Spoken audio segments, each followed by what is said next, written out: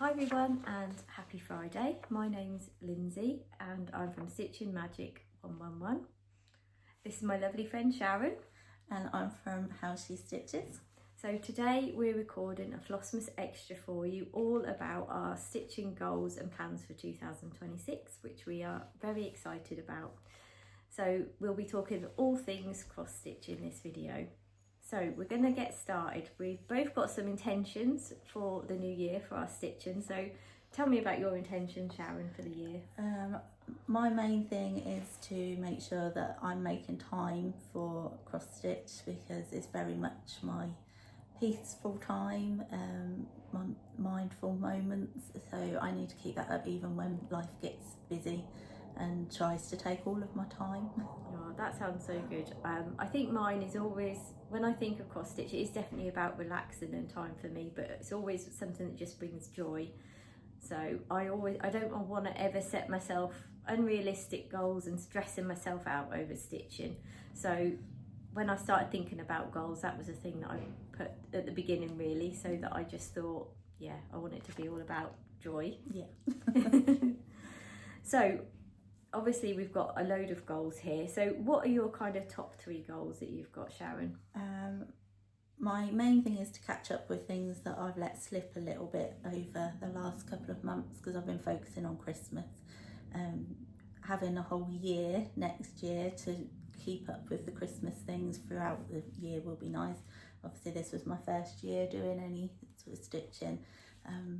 So I'm catching up with sales that I've lost my way with a little bit. And yeah, to find new designers and have quite a few more new starts. Oh, that sounds brilliant. So I'll share what my goals are. So I've had lots of new starts this year. I'm not actually sure what my whip count is yet. I'm not sure I'm quite brave enough to look. So my top goal is actually to slow down the starts because otherwise I will never have many finishes. So that's one of my goals. I want to grow my YouTube channel. So I think that's something that you're really definitely like something that I want to do as well. Yeah. And be more consistent with them. Yes. Than I have been this year. Yeah, definitely. And then our kind of exciting goal together is we want to start a cross stitch podcast. Yeah. So we haven't decided on a name yet, have we? No, not yet. It's a little bit of an idea that was dropped into my mind in a dream. Yeah. I love that. Yeah. So that will be something really exciting for us. So we're hoping sort of springtime that we're gonna make that start, aren't we? Yeah. So that's exciting. So next we thought about choosing projects for 2026, and we have kind of got a joint first one to start off with, haven't we? Quite a big one. Yeah. I'll let you share that if you like. Yeah, well, it was after watching a few other Flosstube.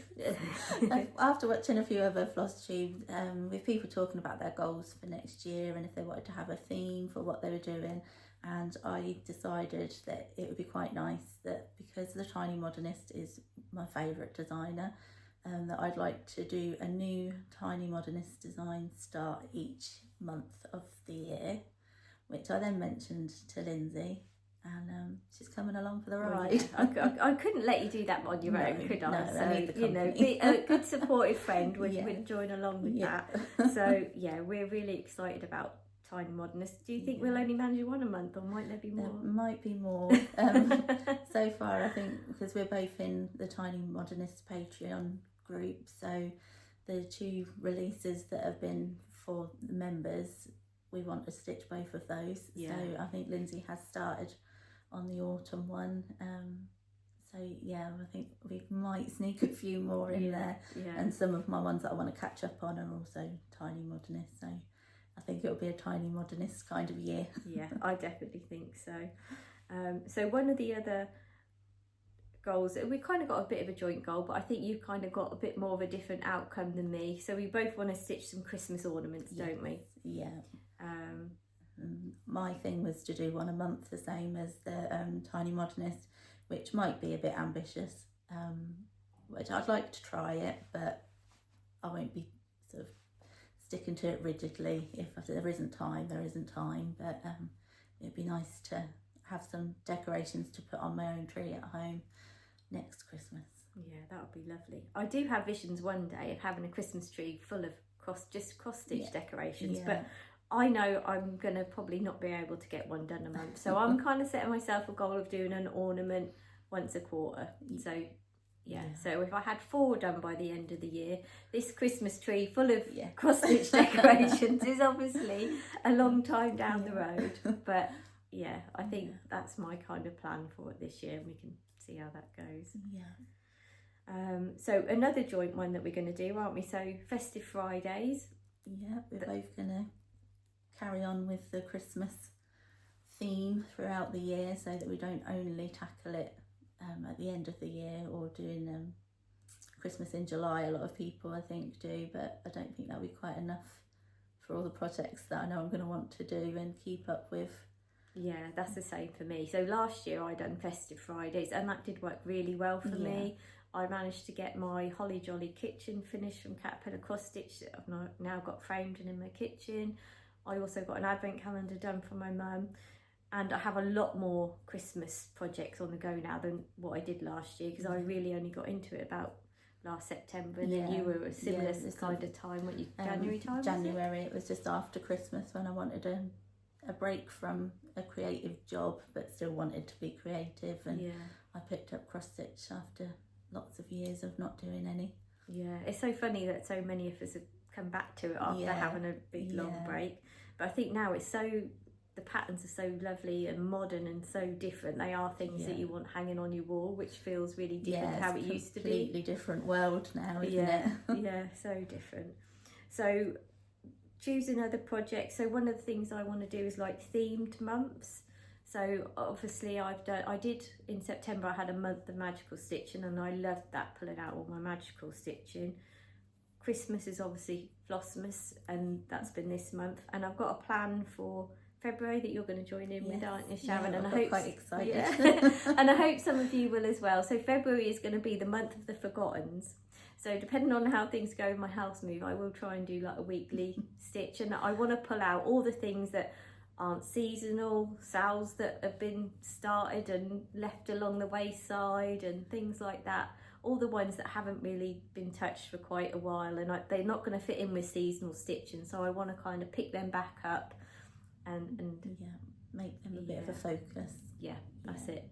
So that's sort of one of our joint plans. And I've loved using Spin the Wheel for Flossmas. I've loved that. I've not used that myself, but I've loved watching Jen Stitchy Corner when she was using that for her full coverage, and now seeing that you've been using that for your Flossmas, I want to join in. Yeah, definitely. And then you came up with another goal, which we're both going to do, haven't you, for the cotton and twine boxes? Yeah, we're both subscribers of the cotton and twine boxes, but we're also both quite guilty of getting the box, being all excited. Lynsey starts. Does about 10 stitches. I stack my boxes up on top of each other and say, I'll get round to doing that one. But we don't want to get to the point where we feel that we're not doing them, or that it's becoming a bit wasteful almost, because we're buying them because we love them, but then other stitching takes over and they don't get used. So we're going to try much harder to keep on top of doing those. And just having a chat this morning, we're going to have a go at Cotton and Twine Tuesdays. So each Tuesday we'll pick up and do just a little bit on one of our forgottens or new starts of the subscription boxes. So that will be nice to make good headway with those. Yeah, so I'm excited for that. So we're going to have a lot of nice little themed kind of days and months and things like that coming up, because neither of us, well, I don't really want to do whip go. I don't know, does that appeal to you? I don't really understand how it all works, which probably would make a difference if I did know, but we've been having a chat this morning about how I find it quite difficult when I feel that I'm being told I have to do something when I have to do it, and how I have to go about it. I just need to have a bit more freedom with things. So I don't think it's for me to do that, but I do quite like how people give themselves a reward for completing the whip go month. So I think that's something that we've both said we'll consider, a way of sort of rewarding our progress. So maybe it might be if we do, like, I don't know, in a month, maybe if we've done all our festive Fridays and all our cotton and twine Tuesdays, maybe that could be like a little reward we put up. Put up some money to a new pattern, or put some money up for our cross stitch retreat. Yes, we've got caterpillar cross stitch retreat, haven't we? Yes. So different things we can think about doing, can't shopping we? money for that. Yeah, in September. That'll be exciting. So I think that's probably all our kind of projects. Yeah. So next we thought about what do we want to learn in 2026 to try and maybe improve our skills in different areas. So do you want to start off, Shab? With the goal for me is that I want to try more even weave. I'm very much an Ada stitcher at the moment. I've done working on one project which is on even weave, which I have enjoyed, but I find it quite tricky to sort of count on to do sort of colour completing. It's a different way of stitching for me, so I would like to experiment with that and using more colourful fabrics. So some more sort of hand-dyed things would be nice. I've really enjoyed stitching the Satsuma Street stitch along, which we've both done on printed Ada. So to use some different colours and not play it safe all the time, which is mainly using stuff that I had already in stash, but that's getting used up a little bit now, so I need to spend some more money on some lovely fabric. Ellie from Stitch and Bee, she's always so good at choosing lovely fabrics, and I think, oh my god, I would have never thought to use it, but once she's chosen it and started stitching it, they look amazing. Especially all the bold colours, they scare me quite a bit. Me too.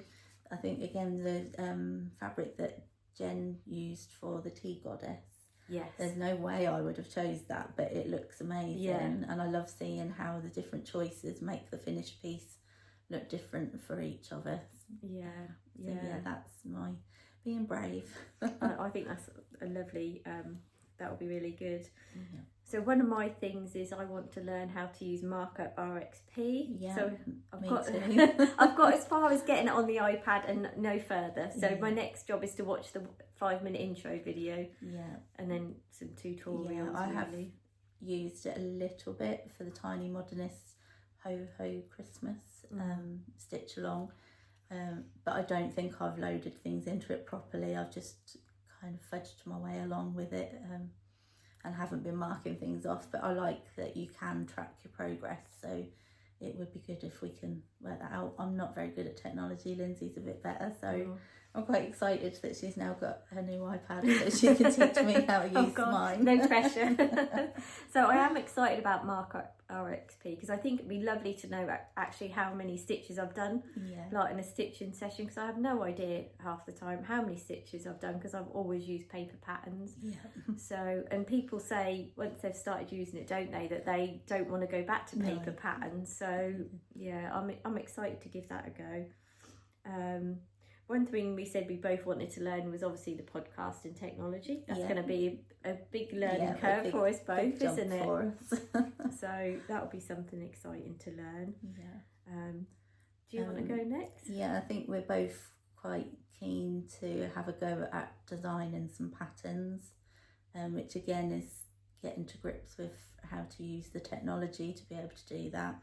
We've both been excited to have a play around with Procreate on the iPad, so that's probably going to be a few months down the line, but we've both been quite keen to have a go at that and been trying to improve our drawing with the little drawing challenge that we've both been doing. And I'm really enjoying the daily drawing that we've been doing. It's like a lovely little bit of time again that I carve out just for myself when everything else is going on around me, so I want to continue that, which will hopefully then help with if we do start doing some pattern designs. So it's been nice, hasn't it, because the drawing challenge, we've kind of both belonged to this drawing club, and each morning we'll kind of send a picture, don't we, of how we're getting on with our progress. So it's nice to have each other to kind of cheer along and say, yay, that looks great, and or I'll be sometimes it'll be like, oh, it was a fail. I think we both have those moments. Sometimes there's ones that are just really hard, but they, we're trying to improve our art skills so that we can do patterns, and I want to get better. Gaining confidence as well, isn't it? Improve my drawing from my needle minders and things like that. It's always constant improvement really, isn't it? Yeah. So yeah, lots to learn there. And my other thing was about I wanted to learn how to add beads to projects. If I ever get one of my projects finished far enough, I've got a few that need beads that I will actually need to add the beads. This is, you know. Yeah, I got a little pot of beads in the Historical Sampler Company advent calendar, and I've never added beads to anything either, so that has sort of inspired me to have a go when I get round to finishing some of the patterns from the advent calendar. I want to add a few beads. Yeah. Just to see how that works. Yeah, I'm excited because I know like Kat from Cathching and Lily, she's beaded some of her fancy ladies and they look so pretty. Yeah. So yeah, they're beautiful. Oh, so nice. But definitely that we need to do that. Yeah. So our next thing we were going to talk about was organisation. So this is something that's always a work in progress for me. What about you, Sharon? Definitely. I'm not very good at organised. I do think that every January rolls round with I'm going to be really organised, and I'm going to buy myself a diary and I'm going to plan everything, and I'm going to do meal plans for the week, and about 2 weeks normally before I've given up and just I start to wing it all the way through the rest of the year. But I definitely need to be more organised with cross stitch. Yeah, definitely. It's funny, don't you sometimes see these adverts like on Facebook and stuff that this planner's going to change your life, and actually if you use it, it probably would. So organisation's definitely something to work on. So one of my sort of plans for organising is I want to have 2 notebooks. So last year I had a Caterpillar cross stitch planner, which I really loved. Unfortunately, if you've visited my channel before, you know I like a lot of new starts. So I kind of ran out of the new start pages, so that kind of put me off buying another planner which only has a certain amount of pages for starts or sales. So what I thought was actually I think I'm going to just have my own notebook and write my starts and all the information in a book, and then I can go back and say when I've finished. That's kind of what I'm thinking for one notebook, and then I want to record another notebook of what I stitch on every day.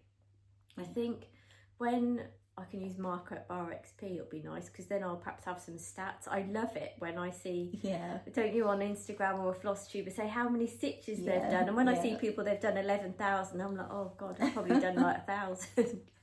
But you know, progress is progress. I do like they say, oh, I want to get to 5% of it, and I think, goodness, that just really would be fantastic to know how much I've actually done, because I do like the little sort of sense of achieving. So I like that, being able to give yourself those little goals of getting things to a certain percentage. And it's just that when I see people doing the long dogs and they say I'm at 0.1% and they've done weeks and weeks of stitching, I perhaps wouldn't find that quite so motivating. No, and I'm not sure how many percentage some of mine have when I've only done tiny starts on them, but I think it will be good. And like the cotton and twine boxes now, I think you get the digital patterns as well that you can put in the QR code in. So that would be good. I think it would be quite motivating as well to know what percentage you're at and how many stitches you've done on a night time. Because some days I do feel like I'm flying through a pattern, and then other ones I just can't seem to get things to line up properly, and things go wrong and I start frogging. But it would be nice to know that even on a day where I haven't done as much, I can make up for it on other days. So, and I think having a notebook to record what I've stitched on would be helpful for my floss tubes, because I don't know about you, Sharon, but sometimes I'll get to record and I'll be like, what have I stitched on? Or I'll get started and then remember that there's another one that I did and I haven't even got that with me ready to show, so that will be easier to keep an eye on what we're doing when we're starting, what the fabric is, and things like that. That's not something that I've really shared much with my floss tube. It's been more just like, this is what I've started and I'm really enjoying it, not really having much information about it other than who it was that designed the piece. So I think it is nice to see as well, like how long a piece, in my case probably years, will take me to finish. So I think you're much quicker. Well, you're much quicker because you don't start as many things as me, do you? I don't, and I think that's in some ways is a little bit of my downfall, that I don't have as many things to work on because I get a little bit obsessed. and then become a bit of a monogamous stitcher. But some of that I do feel has been this year because I have wanted to stitch Christmas and have some finishes for this Christmas, because it was my first year. So I would like to have a few more new starts, which I think will help with breaking it up into Festive Friday and the Cotton and Twine Tuesdays. So that'll be good. I'm excited for all those nice themed days. That'll be fun. So one of the other things I've put about is figuring out the best way to store my embroidery floss. So I've tried a few different things. I tried having the little bobbins, but I had cheap bobbins from Amazon with cheap stickers, and the stickers came off. So that was definitely not the way for me. I think I've seen people use the, is it Pip and Chip? They look lovely, and they don't look like those stickers are coming off. They look like they're proper. So going, you know, that was just when I was first started, you just kind of trying out different things. So that way definitely didn't work for me. I do find that it can make your threads have like a zigzaggy thing when you take them off the bobbin, and then they can be a bit knotty as well. And that's why I prefer the floss drops for storing, especially if there's quite a few colours for a pattern. So I definitely got into using the floss drops. At the minute in the house where I'm at, they're in a bag, in a box, which isn't the ideal thing. It would be lovely to have them hanging somewhere, but at the moment I haven't got the option for that. I know you're thinking of a pegboard, aren't you, Karen? I have got my office in the garden where I do for my needle felting business. It was purpose built for me to use as my work studio, but I am dialing things back a little bit with the needle felting because I've put a lot of pressure on myself for far too many years with it.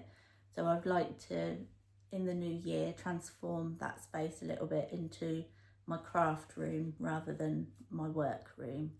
So I've got a few pegboards, which I love to display anything in a rainbow. So I quite like the idea of having all my floss drops hanging up in there. So I think that would be quite inspiring to see them sometimes, to see different colours that work together nicely. I think that'd be good because Cathching and Lily, she stores hers like that on a pegboard, and they do look lovely. They do look really nice. So I'm not sure whether I'll have a pegboard anywhere or how that's going to work when I move, but that's something that's kind of in my mind that I need to find a good solution. And one thing I have been doing when I put my projects together, if I've kitted out myself, I'll be honest, life is busy, and if I've got a load of flosses to put on floss drops, I'm not going to have time to do it before I start the project. I just want to start it. So I tend to put the threads in my project bag, but then as I'm using that colour, I'll put it onto 2 floss drops rather than 1, and then I put 1 back in my stash. So that way I'm kind of freeing up some of the thread that's sat in my stash. So that is something I will keep on doing. So I think that's a really good idea, and it just sort of organises your stash as well. Whereas mine, I've just got loads of odds and ends of bits just stuck in boxes because they weren't numbered that I'd been given. So I need to think of a better way going forward to keep track of where I am with everything and which numbers I've actually got. I must admit that is something I'm struggling with a bit as well, because I've got a bag full of anchor threads, but I don't know all the corresponding numbers to DMC, but we have just bought them DMC colour charts, haven't we? Which are lovely. Really so helpful. I'm hoping that will help me kind of do some colour matches a bit more. So. And be able to use more of our stash when we're wanting to kit something up. I think we both like that with the Tiny Modernists, that they're not hundreds of colours. So we should be able to reduce the cost a little bit of having a lot of new starts by using things we've already got in stash. That's it. As we're building it up, that'll be good for going forward. A lot of the Tiny Modernist ones aren't loads of colours, so that does definitely, I think that makes it even more appealing in a way, because I love the designs, but it's not like I've got to go and spend a fortune on threads to actually be able to stitch them. So that does result in more starts though, but you know. I just find that she, her designs as well, they're very clever with how some of the colours that she puts next to each other to create shading and things. When I first look at them, I think, oh, how's that going to work? And then when you stitch it, it's so effective that it just makes you think, oh, it's so clever. Yeah, definitely. So next thing we're going to talk about is community. So I don't know about you, Sharon, but I think sorry, the cross stitch community for me is one of the things that makes cross stitching really lovely. It's so different from years ago, where we'd just sit on our own in the living room stitching and never chat to anyone about cross stitch unless you had a friend came round that you might show what you were doing, and you just had the one piece of cross stitch for years and that was it. Yeah, and I think we've both had creative businesses before, and there is quite a dark side to running a business on social media. That you will get the trolls, you will get people copying, you will get accused of copying, but I've not found that at all with the cross stitch community. It seems to be very much that there's space for everybody.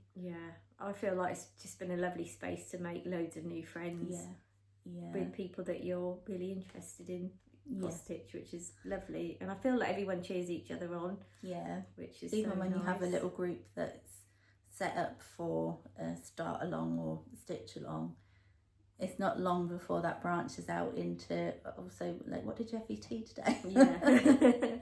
And have you seen that this place has got a sale? And it's good to get the little hints and tips and things. It's not just showing progress on that particular project. That is really nice.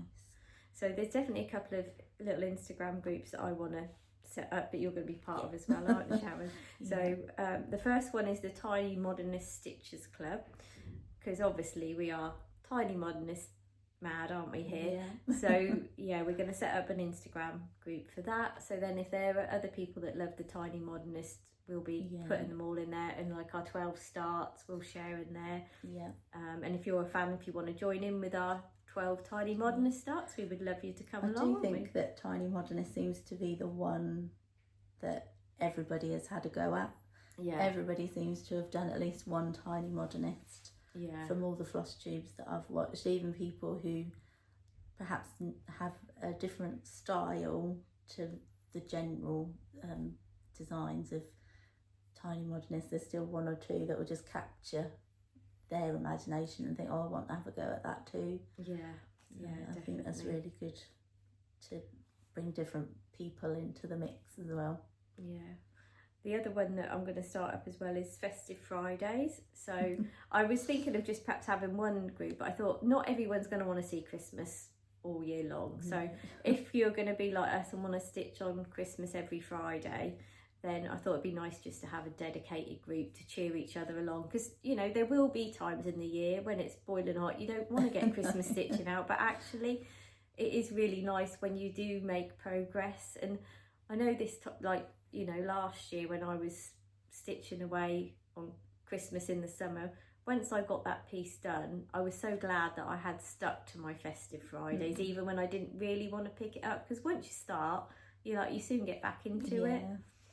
So, and it is nice to see something that is progressing throughout the year, not just something that you're manically working on because you have to get it finished. And not that I ever really feel that, but there's pressure we put on ourselves, I think as well, because the Christmas designs are so much fun, and they're the sort of thing, like, it'll be so lovely when you do have them finished and fully finished to bring out every year and have on display. I wouldn't want to just be stitching, I don't know, November and December on Christmas, because it'll take me forever because I have too many. But if I go throughout the year doing my Festive Fridays, then I'm definitely going to make a lot more progress. And hopefully you will have the finishes of those in the November, December months, which will be really nice. That will feel more festive and like the accomplishment of getting to the end of the year, knowing that you've worked on something all throughout the year and you've actually finished it in time for Christmas. I think that would be definitely one that I'd be celebrating the win for. I think that'd be brilliant. So so that's our community bit. Have you got anything else to add? I think other than just sort of making more of a conscious effort to make sure I'm replying to people if they comment on my Instagram and YouTube. Life gets busy and we don't always get a chance to reply to everybody, but I do really like getting to know other stitches, and it's lovely to get those comments on your Flosstube to know somebody's watched it and enjoyed it. So it'd be nice to make more of an effort with that, to build that community. And then we have sort of said about trying to get a little local community group going. We have. Which, that would be nice to meet some people who are local to us, who are also into cross stitching, and have some little catch-ups throughout the year. Would be lovely. So that's one of our sort of plans for next year as well, isn't it, with the community side of things, which would be great. So definitely something we're going to be looking into. Can you imagine, just like, even if it's an evening or a day or half a day, just to get together with other stitchers? And because I love the idea of the retreats for like the shopping side of things as well, but it would be nice to have that kind of feel that isn't costing hundreds of pounds to go to, but we're still having that catch up with like-minded people. And I think that would be really, really nice. And we have spoken about how nice it would be if we were to take that tour around the UK, so that we can get to actually meet these people who we chat to in our phones. That'd be lovely. Would be lovely. So good. So next thing we're going to think about is tracking our progress and celebrating wins, and how we're going to do that. So for me, I definitely hope that I can start tracking some progress and mark up our XP. What about you, Sharon? Yeah, I'd like to do that as well. I'd love to know at the end of next year how many stitches I've done, which I know it won't be completely accurate because I've still got a lot of paper patterns, but to know how many stitches I've done on digital patterns, that would be quite fun. That'd be brilliant. So, and I definitely want to record in one of my notebooks, so I've really got to try and stick to that, because I've done it odd times here and there, but I've not been consistent with it. So I'm hoping, as I've written these goals down, and I'm going to hope that you make me all accountable. That once you write them down, then they're a plan. This is just a goal while they're in your head. That's it. So I'm hoping the notebooks are going to help, and all my lovely Flosstube friends are going to keep me accountable. And sharing on Flosstube, that definitely does help. Keep you accountable and track your progress. And I want to be more regular with my Flosstube as well. At the moment, there's just been a bit ad hoc when I've had chance to film, even though I'll probably say for 2 weeks, I really must get round to recording. I need to actually make that more consistent, so that I'm showing up more.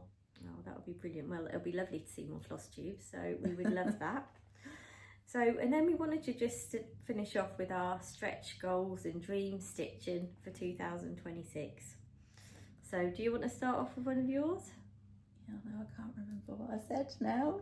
Well, that's all right. It was definitely to stretch myself to trying new designs, new patterns, not just picking one and sticking to it. So I think that would be quite a thing for me, because I do have that sort of the monogamous stitcher, where I just want to make progress. So I think it will stretch me to actually not give myself the thing of having to complete, and then to actually do more fully finish, which was from both of us. We definitely said we wanted to fully finish more. So finishing more projects for me is definitely my kind of top stretch goal, because it's not my strength. It's all about the start. One to make you laugh. A stretch goal would be to have a finish parade. Can you imagine that next year? More than just a couple of pieces. So I did say that Lynsey will be doing that as a YouTube short, because there won't be that many. So we shall see. 10 seconds of Lynsey's year of finishes. That would be nice. Not just a whip parade, but to have a finish parade would be really nice to reflect on and see how far we've come with it. I think that would be really so good. And then sort of thinking about dream stitching, I would obviously want to do lots of tiny modernist, because I love them, but more fancy ladies. To me they're a little bit of some of them I really like, but they're a bit too fussy for me. Although Lynsey has just started doing I can't think what the designer is. I think it's the Bella Filipina one. The Bella Filipina one, the aerial, which I would like to do that when my eldest son was little, he was obsessed with mermaids, so that would be nice to do that for him. Yeah. Just to have in the house. I won't expect him to take it off to university and put it on the wall. Have to explain that to all of his friends. Yeah. But I'd like to have things sort of that remind me of each of my children, like little things that they've enjoyed growing up, that I can then have a cross stitch done for them, so that we hold on to those memories. I think that's really nice. Yeah, that's really special. And then I think I've put down about having a successful podcast. Obviously, we want to learn the technology and launch that, and hopefully people will want to listen to it.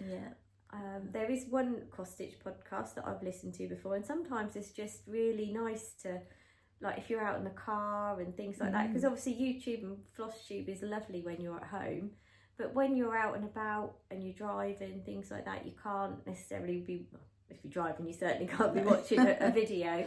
So, but it's really nice, I think, to hear people talking about cross stitch and getting ideas. Yeah, and there does seem to be so many podcasts out there now, but it's another one of those, like, there's a place for everybody, and we both enjoy talking about cross stitch whenever we catch up together, so it'd be nice to do that and then be able to share that to other people as well.